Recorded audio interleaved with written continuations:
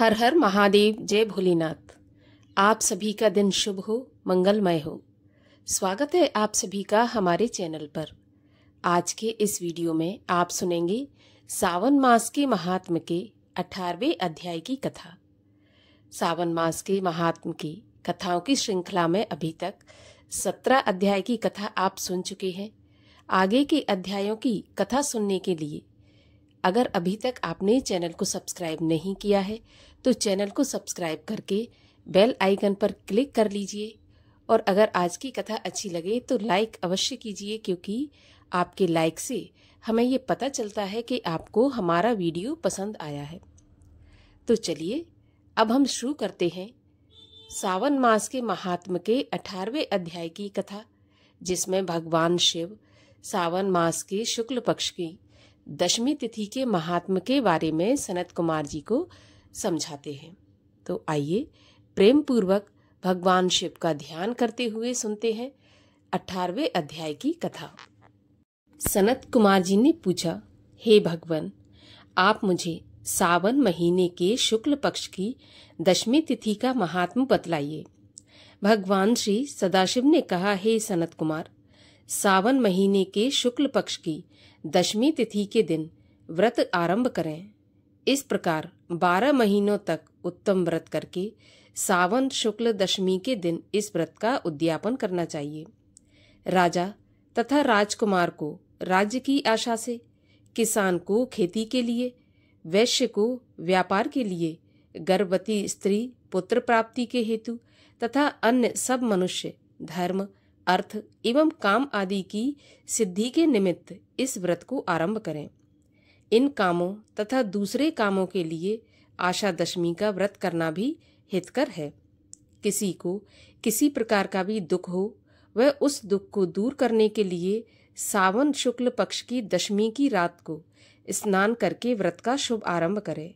रात को 10 दिशाओं को फूल, पल्लव, चंदन या जौ के आटे द्वारा अपने घर के आंगन को अंकित करके वाहन सहित स्त्री चिन्ह द्वारा चिन्हित करके घी से तैयार किया हुआ नैवेद्य देना तथा अलग अलग दीपक लगाना चाहिए।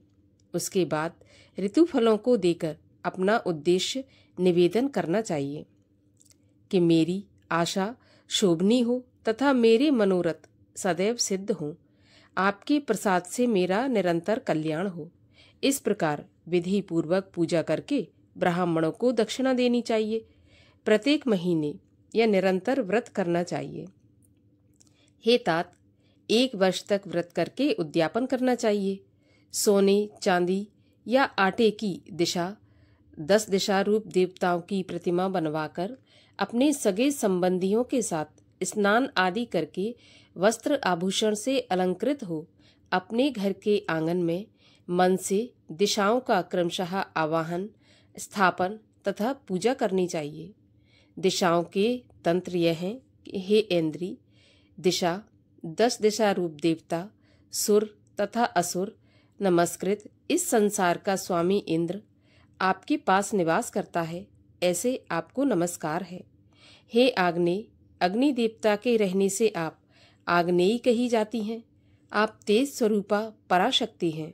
अतः हे आग्नेयी, मेरे लिए आप वरदात्री हों।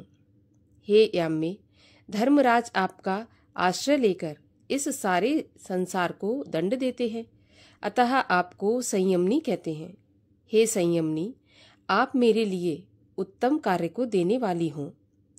हे आशे, हाथ में खड्ग लिए अत्यंत विकराल रूप मृत्युदेव नैऋत्य स्थान में आपके पास निवास करते हैं, अतः आप नैऋत्य रूपा हो। हे नैऋत्य, मेरी आशा को पूर्ण करो। हे वारुणी, भुवन के आधार पर तथा जल तंतु के अधिपति वरुण देवता आप में निवास करते हैं।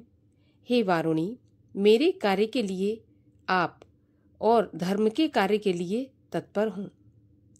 हे वायव्य, संसार के आदि कारण प्राणरूप वायुदेव से आप अधिष्ठित हैं।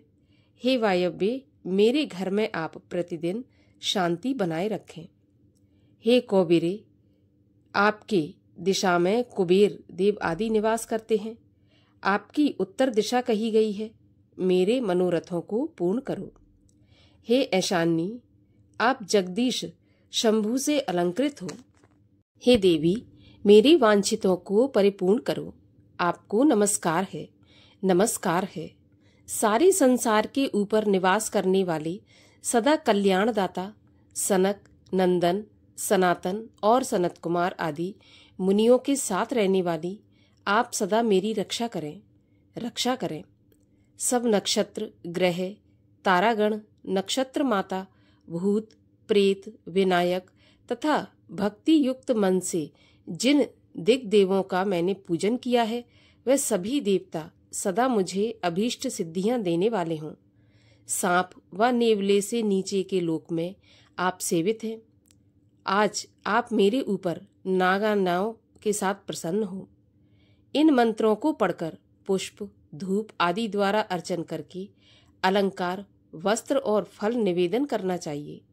वाद्य आदि के नाद से, गीत, नृत्य आदि मंगलों से तथा नृत्य करने वाली नृत्यांगनाओं के नाच से रात को जागरण करके समाप्त करना चाहिए।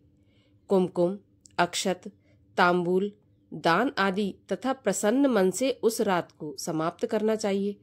प्रातः काल दोबारा प्रतिमा की पूजा करके उसे ब्राह्मण को दे देना चाहिए। इस विधान के द्वारा अर्चन तथा समापन करके प्रणाम करना चाहिए। उसके बाद अपने सगे संबंधियों तथा मित्रों सहित भोजन करना चाहिए। हे सनत कुमार, इस प्रकार आदर से जो दशमी का व्रत करता है वह अपनी इच्छाओं की पूर्ति कर लेता है। यह सनातन व्रत विशेष रूप से स्त्रियों द्वारा करने का है, क्योंकि संसार में स्त्री श्रद्धा तथा नाना इच्छाओं से युक्त रहती है। हे मुनि श्रेष्ठ, ये व्रत धन, यश, आयुष्य तथा सब इच्छाओं का फल देने वाला है। हे तात, मैंने तुम्हें इस व्रत के संबंध में बताया है। तीनों लोकों में इस व्रत के बराबर दूसरा कोई और व्रत नहीं है। इस व्रत को रखने वाला स्वेच्छा अनुसार सब प्राप्त कर लेता है। जो मनुष्य दशमी के दिन दिशाओं की पूजा करते हैं, उनके मन की सब इच्छाओं को दिशा देवता फलीभूत करते हैं। हे सनत कुमार, इसमें विशेष कथन से क्या लाभ? यह व्रत मोक्ष फल देने वाला है। इसमें सोच विचार नहीं करना चाहिए। बस इतना कहना ही पर्याप्त है कि इस व्रत के तुल्य न कोई व्रत आज तक हुआ है और न आगे होगा। इस प्रकार सनत कुमार जी को भगवान शिव ने सावन मास के शुक्ल पक्ष की दशमी तिथि के महात्म को समझाया। अगर आज की कथा अच्छी लगी हो तो कमेंट बॉक्स में लिखकर जरूर बताइए और लाइक अवश्य कर दीजिए। साथ ही चैनल को सब्सक्राइब करके बेल आइकन पर क्लिक कर लीजिए।